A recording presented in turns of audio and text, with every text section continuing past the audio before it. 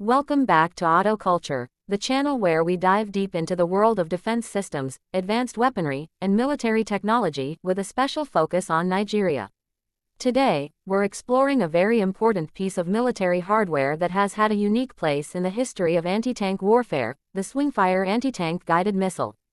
This missile system, though originally developed by the United Kingdom, found its way into service with several countries, including Nigeria, and played a key role in shaping anti-tank capabilities in the latter half of the 20th century.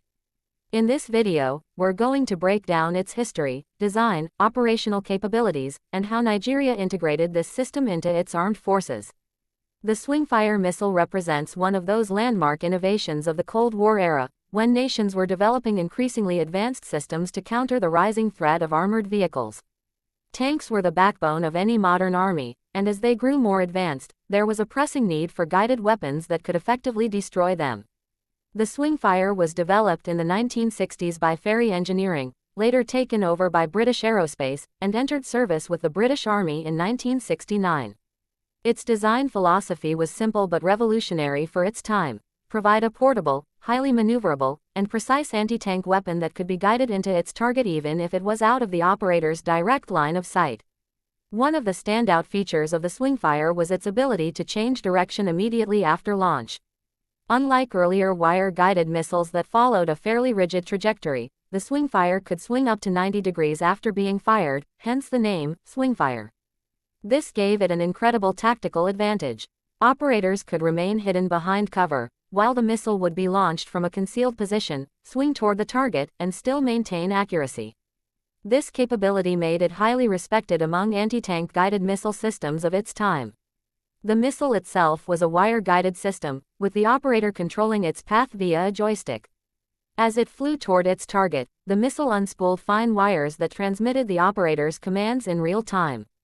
While this technology may seem outdated compared to modern fire-and-forget systems, in the 1960s and 1970s it was state-of-the-art. The missile's range extended up to 4 kilometers, giving soldiers the ability to strike armored vehicles long before they could close in on friendly positions. With a warhead powerful enough to penetrate the armor of main battle tanks of its era, the Swingfire proved to be a formidable weapon. When we turn our focus to Nigeria, it's important to understand the broader context. Nigeria, as one of Africa's most influential nations, has consistently invested in building a capable defense force. During the 1970s and 1980s, the Nigerian army sought to modernize its arsenal and integrate weapons that could provide effective countermeasures against potential threats from neighboring regions. This period was marked by political challenges, regional conflicts, and the need to maintain a strong deterrent force. The acquisition of the Swingfire anti-tank missile by Nigeria fitted into this defense strategy. By integrating the system into its arsenal, Nigeria ensured it had a reliable anti-armor capability, one that could counter heavily armored vehicles in the event of conflict. For a country balancing both internal security challenges and the possibility of external threats, such a weapon system added a valuable layer of protection. What made the Swingfire especially suitable for Nigeria was its adaptability. The system could be vehicle-mounted or deployed from ground positions. It was often fitted to armored vehicles like the FV-438 Swingfire, a British armored personnel carrier modified to carry and fire Swingfire missiles. Nigeria's acquisition of such platforms enhanced the mobility of its anti-tank units, allowing them to deploy quickly and cover vast areas, something very important for a country with Nigeria's diverse terrain. Another notable point is that the Swingfire system allowed Nigerian forces to keep their operators safer. Since the missile could be fired from concealed positions and didn't require the operator to have a direct line of sight, soldiers could stay hidden while still engaging enemy armor effectively. This was crucial for battlefield survivability, especially in scenarios where tanks and armored vehicles might otherwise overwhelm infantry forces. Now, let's take a closer look at the technical aspects of the Swingfire missile. It was about 1.07 meters in length, with a diameter of 0.125 meters, and weighed roughly 27 kilograms. The warhead was a shaped charge, capable of defeating 800 millimeters of rolled homogeneous armor, which was more than enough to deal with the tanks of its era. Its speed was around 200 meters per second, giving it a balance between control and quick strike capability.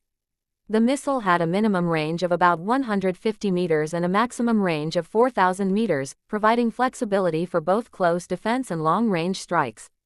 Over the years, the Swingfire was upgraded with improved guidance and more powerful warheads.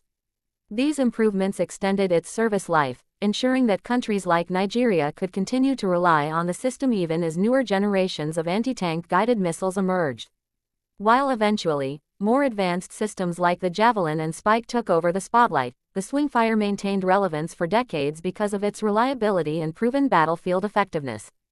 In Nigeria's case, the Swingfire was not just about adding a weapon to its arsenal, but about strengthening its overall defensive doctrine. It demonstrated Nigeria's commitment to modernizing its military and maintaining capabilities that could stand up to modern threats. Furthermore, the system likely played a role in training Nigerian forces to handle advanced guided missile technology, paving the way for future acquisitions of more modern systems. Beyond the purely technical and military aspects, the Swingfire missile also represents an era in Nigerian military history. It reflects the country's efforts to align itself with global standards in defense during the Cold War, when many African nations were caught in the strategic crosscurrents of East and West. By acquiring Western systems like the Swingfire, Nigeria ensured it stayed on par with technological developments of the time. As we look back today, the Swingfire anti-tank guided missile might seem like an older piece of technology compared to the fire-and-forget, top attack missiles in use around the world. But in its time, it was a revolutionary weapon, and for Nigeria, it was a vital tool in strengthening national defense.